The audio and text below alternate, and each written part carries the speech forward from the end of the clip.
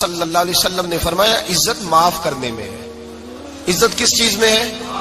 بدلہ لینے میں عزت، یہ حقائق ہے۔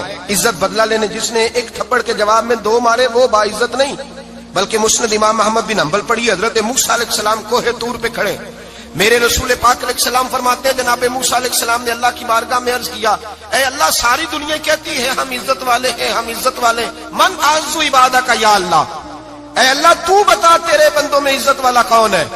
تو حضرت موسیٰ کہتے ہیں رب کریم نے فرمایا اذا قادر غفارا، جس کے پاس بدلہ لینے کی طاقت ہو پھر بھی معاف کر دے وہ بڑی عزت والا ہوا کرتا ہے۔ جو اینٹ کے جواب میں پتھر مار سکتا ہو، جو گولی کے جواب کے اندر 15 گولیاں مار سکتا ہو لیکن معاف کر دے وہ بڑی عزت والا ہے۔ عزت والا ہے جو معاف کرے۔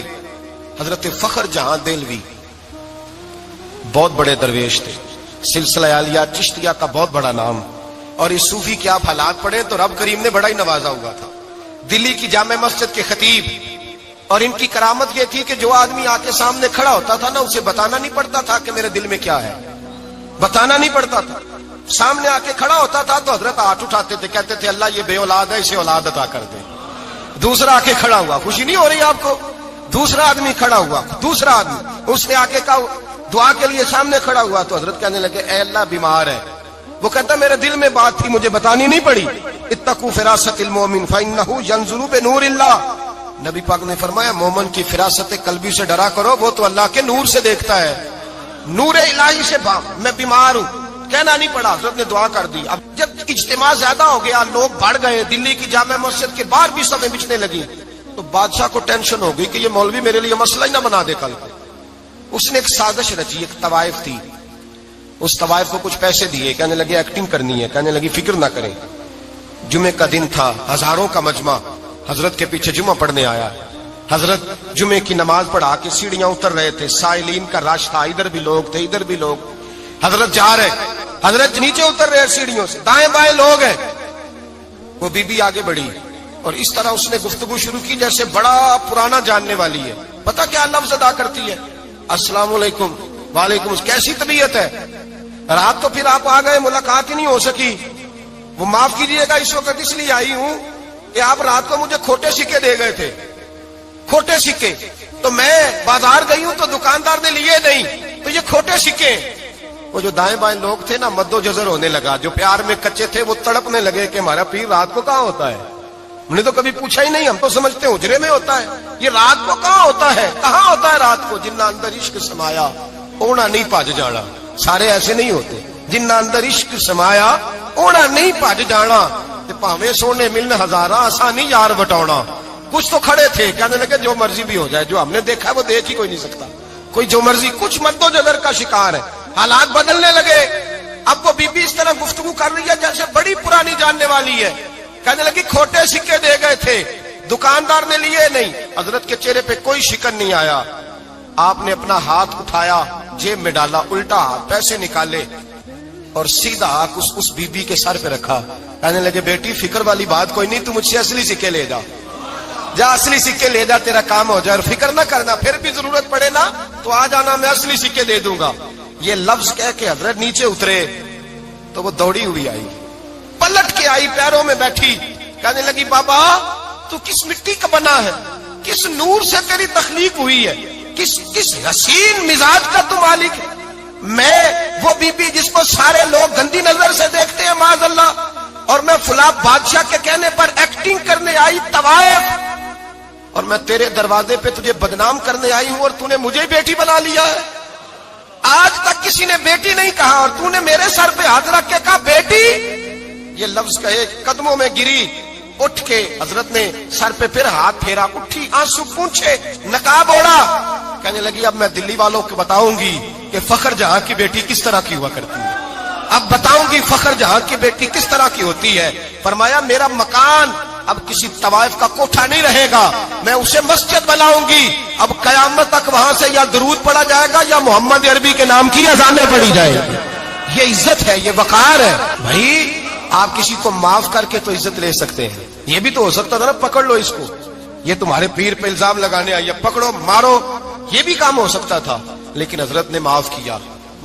امام زین العابدین میرے مصطفیٰ کریم کے نواسے امام حسین کا میدان کربلا میں بچ جانے والے اکیلے بیٹے، اور امام زین العابدین فرماتے ہیں میں اگر 1 مہینہ عمرہ کرنے نہ جاؤں تو حجر اسود میری خواب میں آتا ہے اور مجھے آگے کہتا ہے حضور میری آنکھیں ترس گئی ہیں، مجھے دیدار تو کرا جائے، دیدار تو کرا جائے۔ اور حجر اسود جدھر جدھر جدھر جدھر امام صاحب گھوما کرتے تھے آپ کے حالات میں لکھا حجر اسود بھی ادھر ادھر جاتا تھا طواف۔ اتنی بڑی شخصیت مسجد نبوی سے نکلے تو ایک آدمی نے گالیاں دینی شروع کر دی۔ حضرت پہلے تیز چلتے تھے، جب وہ گالیاں دینے لگا تو آہستہ ہو گئے، وہ دیتا رہا۔ جب آپ کا گھر آ گیا تو آپ فرمانے لگے بھائی میرا مکان آ گیا ہے، کوئی بات اور کرنی ہو تو کر لے، میرے بچوں نے سن لیا تو تجھ سے ناراض ہوں گے۔ اور پھر وہ شخص کہتا جب یہ لفظ کہے نا تو مجھ پہ سختہ طاری ہو گیا، یہ کیا کہہ رہے ہیں؟ ہم تو دشمن کو بھی پاکیزہ سزا دیتے ہیں، یہ کیا کہہ رہے ہیں؟ حضرت نے کہا کوئی بات کرنی ہو تو کر لے، میرا مکان آ گیا ہے۔ وہ کہتا میں اس بات پہ بھی سختے میں تھا۔ تھوڑی دیر گزری تو فرمانے لگے بھائی ابھی تو نے میرے وہ عیب بیان کی ہے جن کا تجھے پتا تھا، میرے اندر تو اور بڑیاں کوتاہیاں پائی جاتی ہیں، اور بڑیاں کمیاں، بڑی پتہ سارا ہے سردار نو کیتیاں دا من نانم کے من دانم، تجھے کیا پتا میرے تو بڑے عیب چھپے ہوئے ہیں۔ وہ شخص کہتا ہے مجھ پر دوسرا بم گرا تو پاک محبوب کا پاک نواسا، پاک فاطمہ کے پاک پوتے اندر گئے، کہنے لگے ٹھہر جا، جانا نا، رک میں آیا۔ کہتے اندر گئے، 1 بوتل سرکے کی لائے، 1 بوتل شہد کی لائے، 5 کلو کھجوریں لائے، میرے ہاتھ میں تھمائی، کہنے لگے تحفہ ہے۔ کہتے ہیں میں اب تو ماری گیا، میں نے کہا حضور یہ کیا ہے سارا کچھ، میں گالیاں دے رہا تھا۔ آپ فرمانے لگے جو تو کر رہا تھا وہ تیرا کردار ہے، اور یہ جو میں نے کیا ہے یہ میرا کردار ہے، اس لیے کہ میرے دادا مولا علی شیر خدا حل عطا مشکل کشا، حضرت علی نے نصیحت فرمائی تھی کہ بیٹا جو گھر آئے وہ خالی ہاتھ نہیں جانا چاہیے، جو دروازے پہ آئے وہ خالی ہاتھ نہیں جانا چاہیے۔ حضرت پیچھے پلٹے تو وہ پیروں میں بیٹھ گیا، کہنے لگا حضور میں نے حسین کو نہیں دیکھا، میں نے علی فاطمہ کو نہیں دیکھا، میں نے مصطفیٰ کو نہیں دیکھا، پر آپ کو دیکھ کے لگتا ہے کہ ان کے اخلاق کتنے اعلیٰ ہوں گے، کتنے اعلیٰ ہوں گے۔ میں لعنت بھیجتا ہوں اس پر جس نے مجھے کہا تھا کہ زین العابدین کو برا کہو، کائنات میں اگر قصیدے پڑھنے چاہیے تو مصطفیٰ کی آل کے پڑھنے چاہیے، اگر تعریف کرنی چاہیے تو رسول اللہ کی آل کی کر۔ تیری نسل پاک میں ہے بچہ بچہ نور کا، تیری نسل پاک میں ہے بچہ بچہ نور کا، تو ہے نے نور تیرا سب گھرانہ نور کا۔ فرمایا آپ تو تعریف کے، تو بھائی یاد رکھیں آپ بدلہ لے کے عزت نہیں کرا سکتے، عزت تو معافی میں ہے، معافی میں عزت ہے۔ حضرت بایزید بستامی کے ساتھ یہودیوں کا پیشوا رہتا تھا، زیادہ تر مخالفتیں حسد کی وجہ سے ہوتی ہیں، حسد بنیادی وجہ ہوتی ہے۔ قرآن مجید نے کہا محبوب تیرے ساتھ جو زیادتی کرتے ہیں، معاذ اللہ بے ادبی کرتے ہیں، حسد من عند انفسہم، ان کے دلوں میں تیرا حسد ہے۔ حسد بنیادی وجہ ہے، اختلاف حسد ہوتا ہے جو وجہ بنتا ہے۔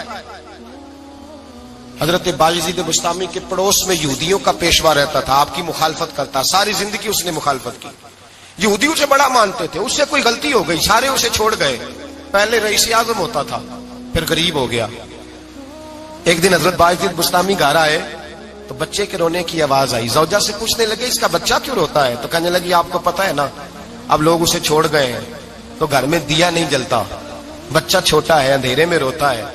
رات گہری ہو گئی تو حضرت بایزید نے اپنے گھر سے دیا اٹھایا، اپنے گھر سے دروازے پہ دستک دی، وہ باہر آیا تو جناب بایزید کا انداز کیا ہے، اس نے مخالفت کی زندگی بھر، انداز کیا ہے، باہر آتے ہی نا آپ فوراً اس کو بولنے نہیں دیا، کہنے لگے بھائی سن لے میں پہلے بھی آ سکتا تھا، دیر سے اس لیے آیا ہوں کہ گلیاں سنسان ہو جائیں، لوگ سو جائیں، تجھے اور مجھے کوئی نہیں دیکھ رہا ہے کہ میں ہوں دوسرا تو ہے، اور تو مجھے اچھی طرح جانتا ہے بایزید وہ نہیں کہ جو نیکی کرے گا اور دنیا کو بتائے گا، میں تیرا راز بھی رکھوں گا۔ اور بچے تو معصوم ہوتے ہیں نا، فرمایا میرے بڑے ہو گئے تیرے چھوٹے ہیں، یہ پکڑ لے دیا گھر میں لے جا، اور میرا وعدہ ہے کسی کو ساری زندگی اس نے مخالفت کی۔ وہ شخص کہتا ہے مجھے بولنے کا موقع ہی نہ دیا، دیا دے کے چلے گئے۔ اگلی شام پھر آئی، رات گہری ہوئی تو پھر دروازے پہ دستک ہوئی، میں باہر گیا، نیا چراغ، نئی بتی، نیا دیا، کہنے لگے دیکھ کوئی نہیں دیکھ رہا، میں اس وقت آیا ہوں جب تنہائی ہو، اور تو مجھے جانتا ہے میں غلط بات بھی نہیں کرتا، یہ دیا رکھ لے، میں کسی کو بتاؤں گا بھی نہیں۔ کہتے چلے گئے۔ تیسرا دن آیا تو وہ یہودی کہتا ہے میرے صبر کا بندھن ٹوٹ گیا، میں ٹوٹ گیا، ان کی نیکی نے مجھے خرید لیا، ان کے معاف کرنے نے ان کی عزت میرے دل میری روح میں بڑھا دی۔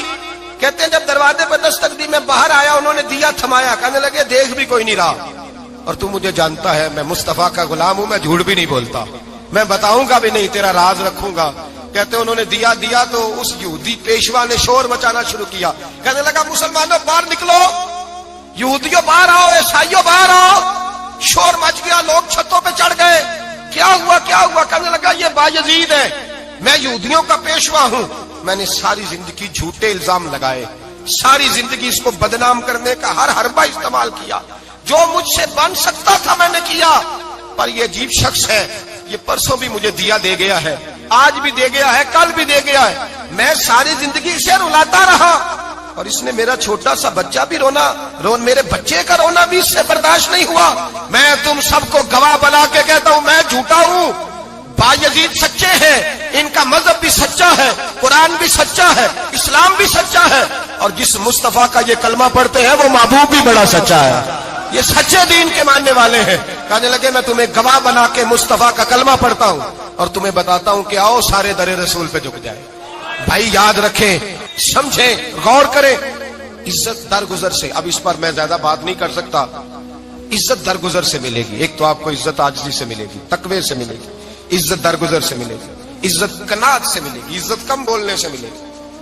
اور اگر زیادہ عزت لینی ہے اور عزت اتنی لینی ہے کہ چھا جاؤ دنیا میں, اگر چھا جانے کا شوق ہو نا تو پھر رب فرماتا ہے میرے مصطفیٰ کی غلامی کر لو, پھر میرے نبی کے ہو جاؤ. قل ان کنتم تحبون اللہ فاتبعونی یحببکم اللہ.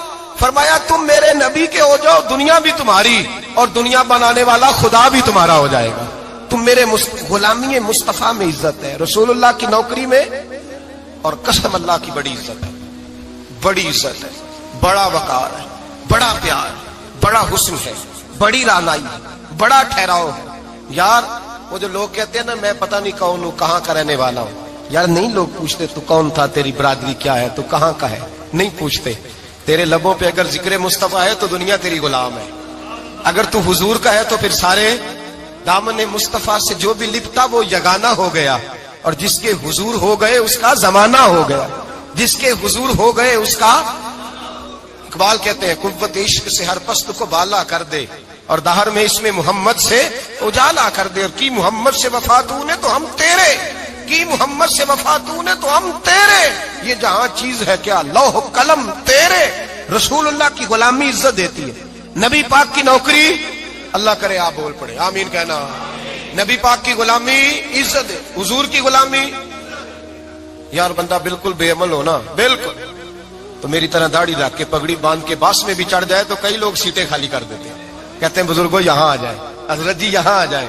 تو پھر عزت کس چیز کی ہوئی؟ سنت مصطفیٰ کی ہوئی نا, پھر عزت نبی پاک کی سنت کی ہوئی نا, وقار کی ہوئی نا. ایک صاحب, ایک بچے نے داڑھی رکھ لی تو مجھے آ کے کہنے لگے حضرت جی لوگ بڑے بڑے لقب دینے لگے ہیں. میں نے کہا کیا؟ کوئی کہتا ہے حضرت صاحب, کوئی کہتا ہے قاری صاحب, کوئی کہتا ہے حافظ صاحب, کوئی کہتا ہے علامہ صاحب. تو میں نے کہا تیری موج نہیں بن گئی, 4 سالوں میں حفظ ہوتا ہے, تجھے مفت کا لقب مل گیا ہے. سے نظامی 8 سال میں ہوتا ہے, مفت کا علامہ بن گیا ہے, تجھے وقار نہیں دے دیا اللہ تعالیٰ نے. عزت میرے اعلیٰ حضرت فرماتے ہیں عزت در رسول پہ ہے, عزت حضور کی. اور اعلیٰ حضرت نے ایک بات لکھی ہے بڑی قیمتی, اور میں نا جب کبھی پریشان ہوتا ہوں نا تو میں یہ والی بات کھول کے پڑھتا ہوں اعلیٰ حضرت. یہ بات ڈھارس بندھاتی ہے, ڈھارس, توانائی دیتی ہے, پورا مضمون باندھا ہے. اعلیٰ حضرت کہتے ہیں بیروپیہ تھا مداری, روپ بدل بدل کے دکھایا کرتا تھا, بادشاہوں سے انعام لیتا تھا. ایک دن اورنگزیب عالمگیر کے پاس آ گیا, کہنے لگا میں روپ بدلوں گا, اگر آپ پہچان نہ سکے تو میں انعام لوں گا. آپ نے فرمایا میں کوئی ایسے ویسا بادشاہ نہیں, کہا مجھے دھوکہ دینا مشکل ہے, کہا نہیں میں روپ بدلوں گا. حضرت اورنگزیب عالمگیر بڑے نیک بادشاہ گزرے, بڑے پرہیزگار آدمی, وہ بے روپیہ کہنے لگا میں روپ بدلوں گا, آپ نہیں پہچان سکیں گے. فرمایا چل جتنا تیرے اندر زور ہے لگا لے. حضرت نے اعلان کیا کہ میں نے فوجی بھرتی کر دے, 2 ماہ کے بعد ٹیسٹ ہوگا. وہ 2 مہینے دوڑتا رہا, رنگ روپ بناتا رہا, آیا ٹیسٹ دینے, 2-3 سپاہیوں کا امتحان لیا, اس کی باری آئی تو 10 روپے دیے, کہنے لگے تیرے آنے جانے کا کرایہ میں نے تجھے پہچان لیا ہے. کچھ دنوں کے بعد جانے لگے سفر پر تو بھکاری آ گئے خیرات مانگنے, اس نے بھی سارے منہ پر سیاہی مال لی, کپڑے پھاڑ لیے, سر کے بال منڈا لیے, بھویں تک کٹا لی, بدرنگ ہو کے آیا. کاسا آگے کیا تو حضرت نے 10 روپے ڈالے, کہنے لگے تیرے آنے جانے کا کرایہ میں نے پہچان لیا ہے. کچھ دن گزرے تو ٹیچر کی ضرورت تھی, اس نے مونچھیں بڑی کر لی, داڑھی نکلی لگا لی, سر پہ جنا کیپ پہن لی, ایک شیروانی لے لی, اور ہاتھ میں چھڑی پکڑ کے آیا. کہنے لگا میں استاد ہوں، 2-4 بندوں کا امتحان لیا، اس کی باری آئی تو 5 روپے دیے، 10 روپے دیے، کہا تیرا کرایہ میں نے پہچان لیا۔ 2 سال گزر گئے، وہ جب بھی آتا حضرت پہچان لیتے۔ ایک دن سفر پہ جا رہے تھے، بہت بڑا لشکر تھا، جہاد کرنے جا رہے تھے اورنگزیب عالمگیر، تو دیکھا ایک پہاڑی ہے، پہاڑی پہ لوگ جا بھی رہے ہیں آ بھی رہے۔ اورنگزیب عالمگیر پوچھنے لگے یہاں کیا ہے؟ کہنے لگے ایک بابا جی بیٹھے ہیں دعا کرتے ہیں، اللہ کے نیک بندے ہیں۔ اورنگزیب کہنے لگے یار پرانے لوگ سارے ہی اللہ والوں کو مانتے، یہ بھی مصیبت آئی ہے جتنی نہیں آئی ہے، سارے لوگ ہی مانتے۔ کہنے لگے ذرا میں دعا نہ کرا لوں، اچھے کام جا رہا ہوں۔ اورنگزیب بادشاہ تھے، بادشاہ لوگ نازک مزاج ہوتے ہیں، گھوڑے سے اترے، بڑی مشکل سے پہاڑی پہ چڑھے، اوپر گئے تو لائن لگی ہے، بابا جی کار میں بیٹھے۔ کہنے لگے میں نے ملنا، میں اورنگزیب ہوں۔ انہوں نے کہا ہمارا بابا اس طرح کا پیر نہیں کہ امیر آئے تو رنگ اور ہو، غریب آئے تو اور ہو، یہاں اگر ملنا ہے تو لائن میں لگ جاؤ، سب ایک جیسے۔